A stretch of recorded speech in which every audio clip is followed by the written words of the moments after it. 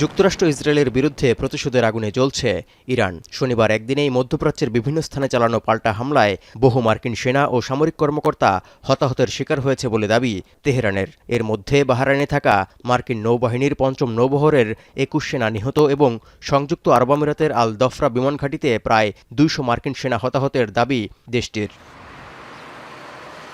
এছাড়াও যুদ্ধ শুরু হওয়ার পর থেকে বেশ কয়েকজন মার্কিন সেনাকে বন্দী করা হয়েছে বলে দাবি ইরানের। তবে মার্কিন সেন্ট্রাল কমান্ড ইরানের সেনা আটকের দাবি সম্পূর্ণ ভিত্তিহীন বলে উড়িয়ে দিয়েছে। Hire Google TV. Smart living powered by Homey AI.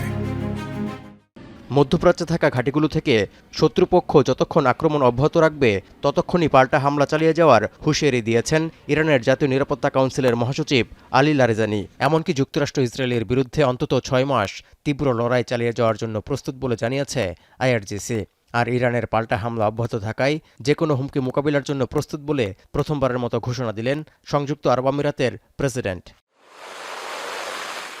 এরই মধ্যে ইরানের সাথে যুদ্ধ মীমাংসার সম্ভাবনাও উড়িয়ে দিয়েছেন মার্কিন প্রেসিডেন্ট। হুমকি দিয়ে বলেন, ইরানকে এমনভাবে ধ্বংস করা হবে যেন আত্মসমর্পণ করার কথা বলার জন্য কোনো নেতাই আর অবশিষ্ট না থাকে।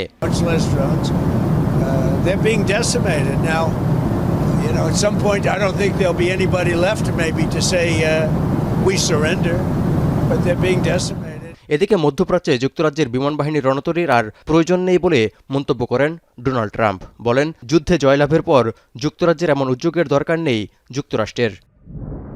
এদিকে চলমান এই সংঘাতের মধ্যে কংগ্রেসের পর্যালোচনা ছাড়াই ইসরায়েলের কাছে প্রায় $৬৫০ মিলিয়ন মূল্যের ২০,০০০-এর বেশি বোমা বিক্রির অনুমোদন দিয়েছে যুক্তরাষ্ট্র। তৌহিদুর রহমান, এখন বিশ্ব।